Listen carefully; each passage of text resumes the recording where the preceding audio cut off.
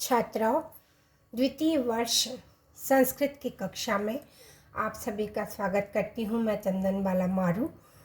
आपको छंद के बारे में मैं जानकारी दे रही थी कि अभिज्ञान शाकुंतलम के अंतर्गत जो भी छंद आए हैं उन्हें हमें उनका ज्ञान करना है। सूत्र और लक्षण, उदाहरण, स्पष्टीकरण, इस सब का ज्ञान करना है। तो उसके लिए सबसे पहले हमें छंद का ज्ञान, विशेष रूप से छंद का ज्ञान आवश्यक रूप से करना होगा। तो उसके लिए पहले मैंने आपको एक श्लोक बताया था, मा स्त्री गुरु स्त्री लघुश्च नकारो। अब तक आपने उसको याद भी कर लिया होगा और समझ भी लिया होगा कि कितने गण होते हैं और किस प्रकार से उनमें मात्राएं लगती हैं। उसी का एक दूसरा और तरीका मैं आपको बताती हूँ। य माता राज भान सलगम, ये जो वाक्य है तो इसके आधार पर भी हम जान सकते हैं कि किस गण में कितनी मात्राएं किस तरह से लगती हैं। तो छात्राओं, ये जो वाक्य आपको दिख रहा है, य माता राज भान सलगम, तो यहाँ इस वाक्य को याद करने से आपको यह ध्यान रह जाएगा कि किस गण में कितनी मात्राएं किस तरह से लगती हैं। जैसे य माता आप देख रहे हैं, तो य माता, तो यहाँ पर इसका जो शुरुआत हो रही है वो य से हो रही है, मतलब यगण। तो अब यगण में कौन कौन सी मात्राएं लगती है? तो य माता, य लघु है तो लघु मात्रा लगी है। देखिए, माँ गुरु है तो गुरु, फिर ता गुरु है तो गुरु। इस प्रकार से यगण में लघु गुरु गुरु इस तरह की मात्रा आएगी। नेक्स्ट देखिए, अब य माता ये हो गया, तो अब आएगा मातारा।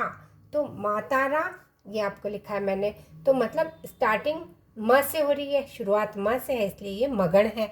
और मगण में मा तारा तीनों में आ है तो दीर्घ की मात्रा है, इसलिए गुरु गुरु गुरु होगा। इसी तरह से उसके आगे देखिए, पहले था य माता, अब मातारा। तीन तीन अक्षर को हम काउंट करेंगे और जो पहला अक्षर है वही उस गण का नाम है। य है तो यगण, म है तो मगण, ता है तो तगण। तो इस तरह से य माता, मातारा, ताराज, राज भा, ज भान, भानस, न सल और सलगम। म पे कुछ नहीं लगेगा क्योंकि वो आधा है, हलंत वर्ण है, इसलिए उस पर कुछ नहीं होगा। यहाँ पर ल से तात्पर्य लघु है और ग से गुरु है।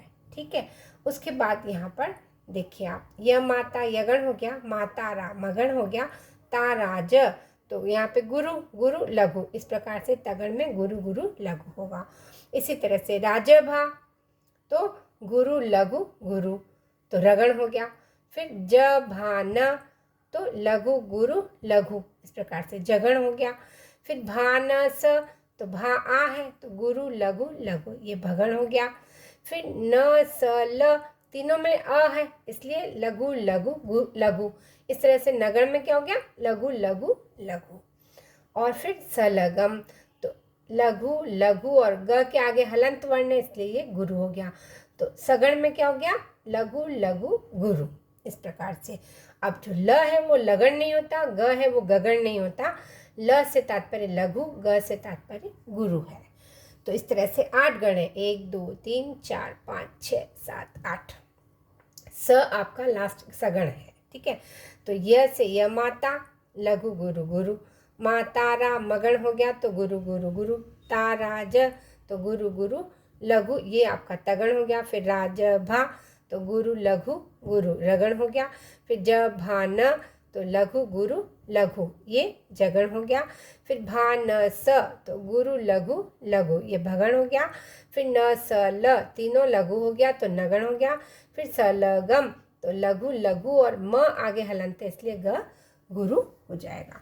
इस प्रकार से यहाँ पर क्रमशः य माता राज भान सलगम में 8 गण हो गए हैं। यगण, मगण, तगण, रगण, जगण, भगण, नगण और सगण।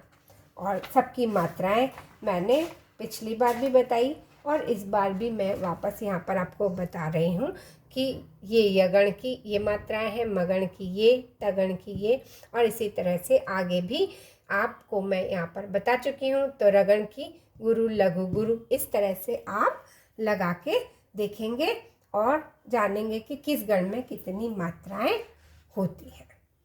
तो इसको आप करके देखेंगे और पुनः पुनः श्लोक पर उसको घटित करके भी देखेंगे। नेक्स्ट टर्न पर हम अनुष्टुप छंद लक्षण उदाहरण सहित जानेंगे। छात्राओं, इसका ज्ञान बराबर आप करते रहिए, अभ्यास बराबर करते रहिए, ताकि आपको अच्छी पढ़ाई के साथ अच्छे उत्तम अंक की प्राप्ति भी आपको हो सके। धन्यवाद।